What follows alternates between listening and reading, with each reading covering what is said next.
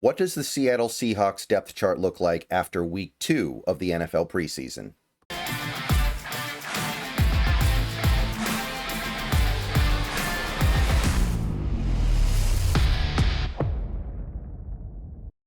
All right, good people. Good morning. Happy Monday. Made it to the start of a new week. And given the Seahawks have played another preseason game since the last time I did a depth chart projection, let's put together a new one. Let's use the new data. Let's use the new information to try to figure out who goes where, who doesn't fit in, who doesn't go anywhere. You guys know how depth charts work by now, and I think you guys have a pretty good idea of what the Seattle Seahawks are looking at in terms of the decisions they have to make with players. So this video, we're going to go over my current projection of where the depth chart is. It's tough. It's tricky. It's hard to really put this stuff together sometimes. It's hard to know what the team is thinking. It's hard to parlay the little bit of information we have into the full, robust scope of information that you need to really make these calls. But we are going to give it a shot. We are going to give it a try. Please click the thumbs up button on this video. Subscribe if you're new. Click the bell for notifications. Become a channel member for $2 a month. I have a new video going up on Bleacher Report a little bit later this morning. Keep an eye out for it. Follow me on Bleacher Report's app or go to the Seahawks page on bleacherreport.com to check that out. Let's get into it. I'll go over some of the changes that I've made over the last week because, again, we did this a week ago, and the changes are reflecting new information that we have from the last week. Okay. Going to start with quarterback where nothing has changed. It's Darnold, it's Locke, it's Milroe. I think at this point, pretty much everybody is down with this arrangement. I think pretty much everybody is comfortable with this arrangement.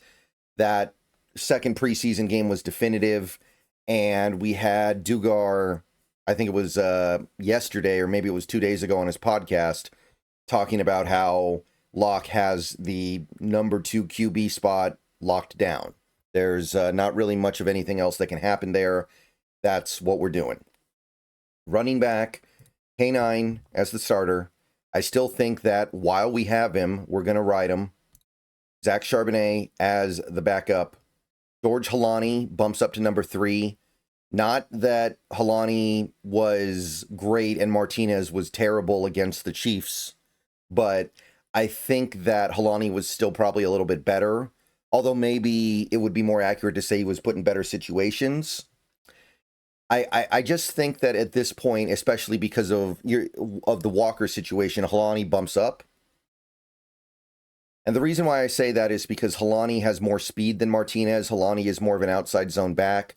Martinez is more of an inside zone back. So in a way, you could almost say that Halani is the backup for Walker because the skill set is a little more similar. And Martinez is the backup to Charbonnet because they have more similar skill sets. You've got the two guys who are fast and quick and going to be able to get to the outside on zone handoffs.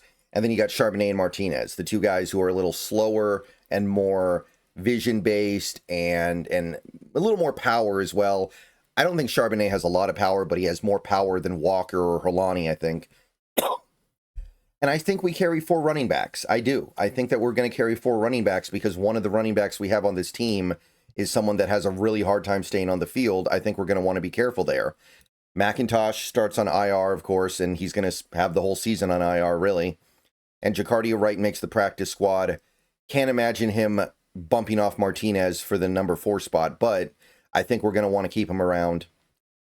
Fullback, of course, Robbie Oots. There's really not anything to talk about here. I do have Brady Russell now making this team, but I have him listed as a tight end.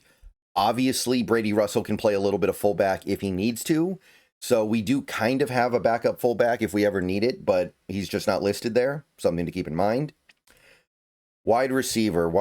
This one's really tough, guys. This one's hard to figure out. JSN and Cup, that part's easy. JSN and Cup are your number 1 and your number 2. I don't think there's anything to really get into there right now.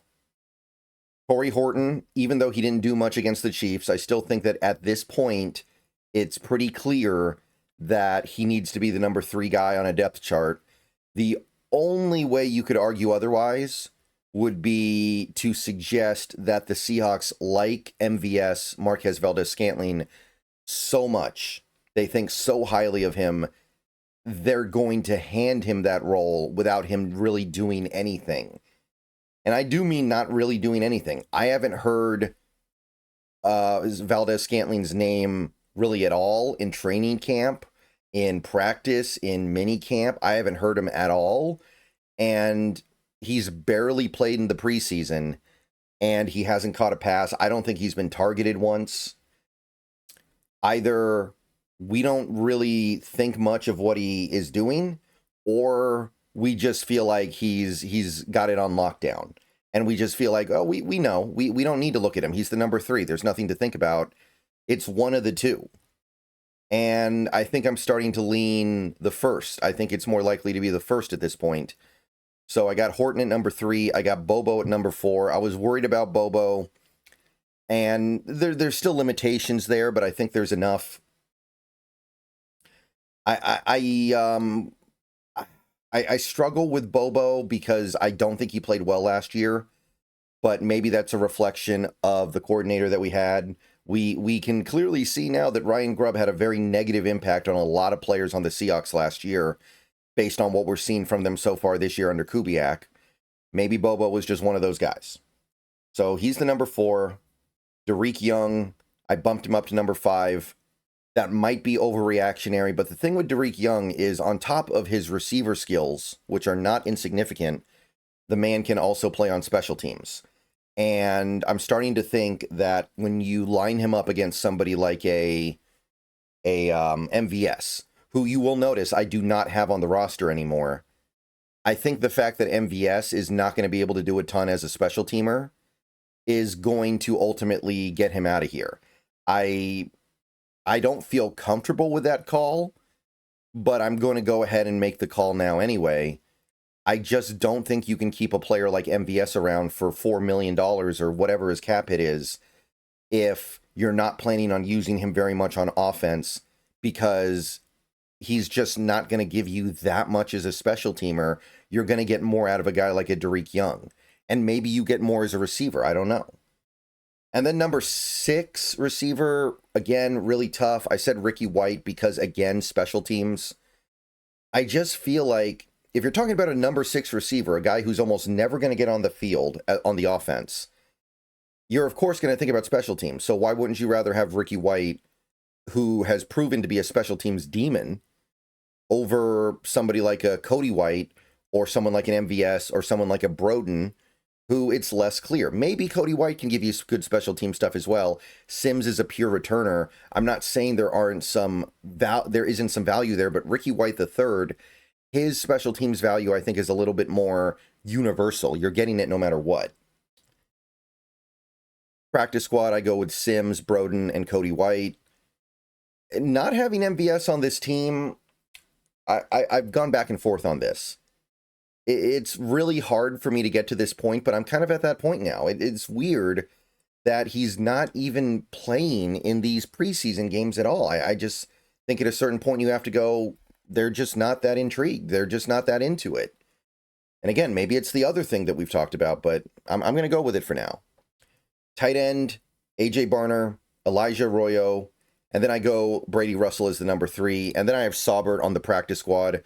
I don't know if Saubert's even going to be willing to be on the practice squad. That's going to be something that could go either way. He's a veteran. He's been in this league a long time. He might say, I'd rather be a free agent making no money than be on a practice squad making a couple $100,000. So it wouldn't surprise me if Saubert doesn't make the practice squad and we end up keeping somebody else on the PS in his spot. I don't know who it might be. It might be another tight end. It might be someone like a Anthony Tyus III. It might be a quarterback. We might get a 4th quarterback in here. Someone like, maybe it could be John Reese Plumlee. I don't know, but I'll put him on the practice squad for now. Practice squads occasionally carry long tenured veterans. But I think the tight end thing is pretty cut and dry at this point. I'm not saying Russell is guaranteed to be here, but I think his universal value at multiple positions makes him more valuable than Saubert.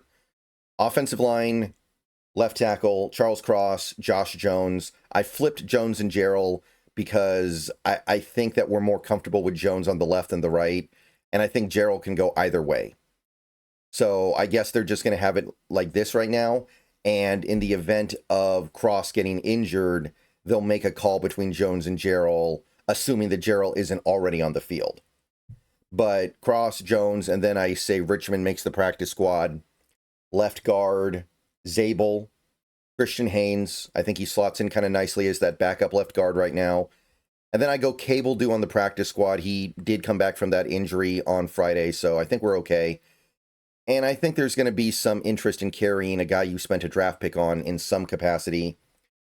Center, I wrestled with this one. Right now, I think you have to have Sundell as the starter. It can change next week, but Oluwatimi has basically not been on the field for a week and a half, and Sundell has done some really good things in his absence. And it's not just recency bias. This is not just, oh, he played a good game. No, Sundell is a much more athletic player than Oluwatimi. Sundell is someone who has experience playing with Gray Zabel on the same offensive line. There are some things in his favor here that are not just one game. I'm going to go with it for now. We're going to see what Oluwatimi does over the next week or so, and maybe we'll change our minds. But I think right now I'm obligated to put Sundell as the starter. I go Bradford starting at right guard, of course, with Lomea behind him. And then right tackle, we go Abe Lucas, Mike Gerald, and then I have Kite as the practice squatter. I like some of the things that Kite is doing. He's a pretty good athlete, got some standout physical attributes, and I think there's going to be a desire for this team to keep him around for at least a little bit. Maybe you're not going to see Kite ever be part of this team's long-term future, but I like him a little bit more than some of the other deep reserve offensive linemen on this team. So that's your offense. Again, there's some dicey stuff here. I don't feel confident about a lot of stuff here, but I got to go with some calls. I got to make some tough decisions. Let me know what you guys think about the offense.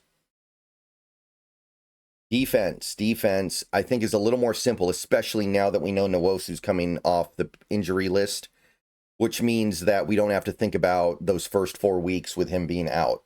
At this point, maybe he doesn't play or doesn't play in full in the first couple of games, but he'll be on the roster, almost certainly. Nose tackle, I go Jaron Reed and then John Hankins behind him. I'm going to continue to believe this is what they're going to do until I see otherwise. If they do something different, like, for instance, playing Murphy at nose, I'll be discouraged. I'm not going to lie. I got to be real here. If they continue to play Byron Murphy II at nose tackle, that's going to discourage me heavily. That's going to make me wonder why they have a blind spot here, because they had every opportunity to prevent that, and they didn't. But there continues to be an arrangement here that works, that makes sense. Reed at nose, Hankins as his backup. Practice squatter, there are a few different guys. There's Bohanna, there's Singleton, and then there's Peely. For now, I'm going to list Bohanna here. I know Peely's coming off that nice game he played against the Chiefs. I know he had the safety. I still think that Bohanna has a little bit more that this team will be intrigued by. But again, that's something that is very delicate and could easily change with 1 week of practice and one preseason game. So that's the noses. Defensive tackle or 3-tech or whatever, Big Cat, Murphy, Mike Morris. And Morris is going to be a guy who can theoretically do a few different things for you. He can play some defensive tackle. He can also play a little bit of edge. He's a nice guy to have around in the event that Uchenna Nwosu misses some portion of the first couple games of the year. Morris can play a little bit of edge for you, and you can get away with it. Riley Mills I have on the injured reserve list. I don't think he plays this year, and that's fine. We don't really need him at the moment.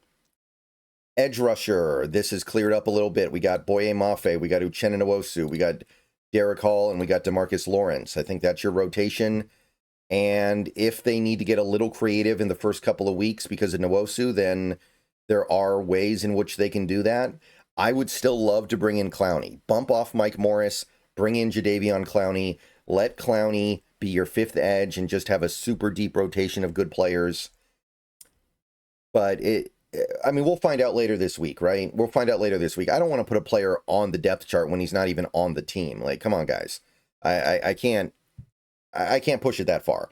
But anyway, practice squad, I do have a few guys. Tyreek Smith, Jamie Sheriff, Jared Ivey. I think we like all three of those guys on varying levels, and I think all 5 guys have something pretty appealing to bring as practice squatters.